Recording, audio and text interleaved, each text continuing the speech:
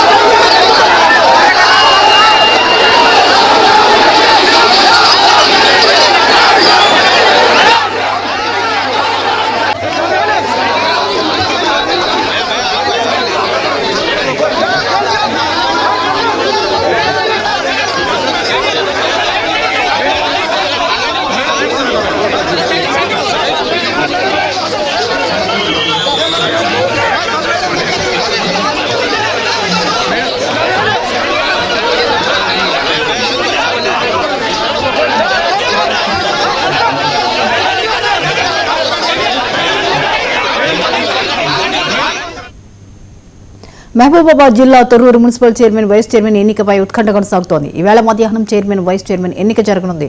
నిన్న జరిగిన ఘర్షణను దృష్టిలో పెట్టుకుని పోలీసులు భారీ బందోబస్తు ఏర్పాట్లు చేశారు. పట్టణంలో 500 మంది పోలీసులతో నిఘా ఏర్పాటు చేసినట్లు పోలీసులు తెలిపారు. కాగా తొర్రూరులో మున్సిపాలిటీని కైవసం చేసుకోవాలని అధికార కాంగ్రెస్ బీఆర్ఎస్ విశ్వ ప్రయత్నాలు చేస్తున్నాయి.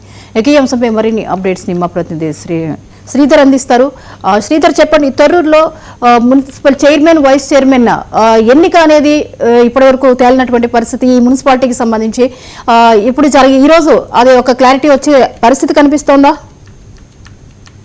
జ్యోతి, ఏదైతే తొర్రూరు మున్సిపాలిటీ పరిధిలో జరుగుతున్నటువంటి ఎన్నికల ఏదైతే ప్రక్రియ, ముఖ్యంగా చైర్మన్ వైస్ చైర్మన్ ఎన్నికల నియామకాలు అయితే రసాభాసగా కొనసాగుతున్నాయి. నిన్నటి నుంచి దాదాపుగా 24 గంటల పాటు ఒక మున్సిపాలిటీ పట్టణ పరిధిలో 144 సెక్షన్ అమలు చేయడం అనేది అయితే మాత్రం ఇది చరిత్ర సృష్టిందని చెప్పుకోవచ్చు. ఎందుకంటే చైర్మన్ వైస్ చైర్మన్ సంబంధించినటువంటి ఎన్నికల నియమాలలో ఖచ్చితంగా ఆ ఎన్నికల నియమాలు పాటించాల్సిన అవసరం ఎంతైనా ఉందని ఇప్పటికే ఎన్నికల కమిషన్ చెప్పినటువంటి అంశాలు అయితే చూసుకుంటూ వచ్చాము. అయితే నిన్న జరిగినటువంటి ఏదైతే మాజీ మంత్రి ఎర్రబెల్లి దయాకర్ రావు, ప్రస్తుతం అక్కడ ఉన్నటువంటి ఏదైతే నియోజకవర్గ ఇన్ఛార్జి కాంగ్రెస్ పార్టీ తరఫున ఝాన్సీ రెడ్డి మధ్య జరిగినటువంటి ఈ వివాదం అయితే పూర్తిగా తారాస్థాయికి చేరింది. ఎందుకంటే తమ పార్టీ లీడ్ లో ఉంది, తమ పార్టీకి సంబంధించినటువంటి అంశంలో మాకే చైర్మన్ పీఠం దక్కాలనే ఒకవైపు కాంగ్రెస్ పార్టీ బీఆర్ఎస్ పార్టీ యోచిస్తుంది. మరోవైపు ఎక్స్ అఫీషియో మెంబర్ గా ఉన్నటువంటి ఎంపీ కడియం కావ్య, అదేవిధంగా స్థానిక ఎమ్మెల్యే యశస్విని రెడ్డి సంబంధించినటువంటి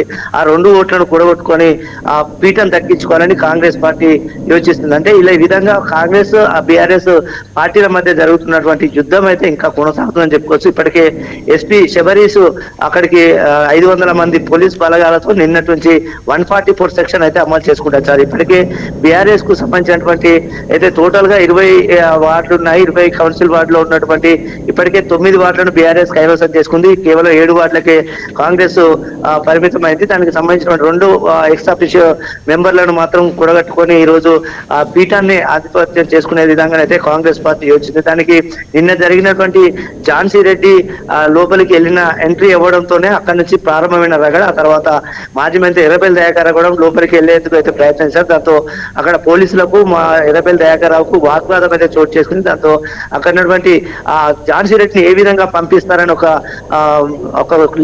వ్యవహారాన్ని అయితే తీసుకొచ్చారు. దాంతో ఝాన్సీ రెడ్డి కూడా బయటికి రావడం జరిగింది. అప్పుడు ఝాన్సీ రెడ్డి బయటకు వచ్చిన తర్వాత ఝాన్సీ రెడ్డి అనుచరులు అదేవిధంగా ఎర్రబెల్లి దయాకర్ రావు అనుచరుల మధ్య తీవ్ర వాగ్వాదం చూస్తుంది. పోలీసులు దాదాపుగా 1.5 గంటల పాటు చాలా కష్టపడాల్సిన అవసరం ఏర్పడింది. ఆ తర్వాత సమస్యలు సద్దుమణిగించే క్రమంలోనే అక్కడ ఉన్నటువంటి ఆర్టీఓ గణేష్ రేపటికి వాయిదా వేశారు. ఎందుకంటే అప్పటికే సమయం మించిపోయింది. 12:30 సమయం సమయం దాటినన్న నేపథ్యంలో ఈ రోజుకు వాయిదా వేశారు. అయితే ఈ రోజు ఉదయం నుంచి పెద్ద ఎత్తున పోలీసు భారీ బలగాలు అయితే మోహరించారు. తొర్రూరు పట్టణ కేంద్రాన్ని అయితే పోలీసులు పూర్తిగా స్వాధీనం చేసుకున్నారు. ఎక్కడ అవాంఛనీయ ఘటనలు జరగకుండా పూర్తి స్థాయిలో పకడ్బందీగా బందోబస్తు ఏర్పాటు చేసినటువంటి సందర్భం ఉంది. కానీ 12:30 ప్రాంతంలో మాత్రం మళ్ళీ ఏదైతే కౌన్సిల్ హాల్లోకి ఇరు పార్టీలకు సంబంధించిన క్యాండిడేట్స్ లోపలికి వెళ్ళేటువంటి సందర్భం నేపథ్యంలో ఇప్పటికే 140% అమలు చేయడమే కాకుండా కొంత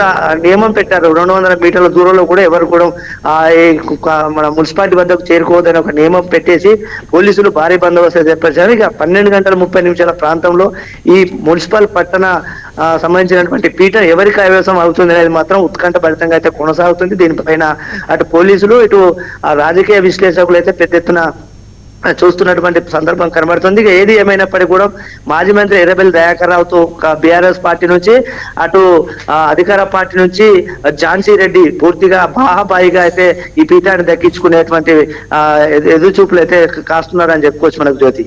రైట్, థ్యాంక్ యూ శ్రీధర్.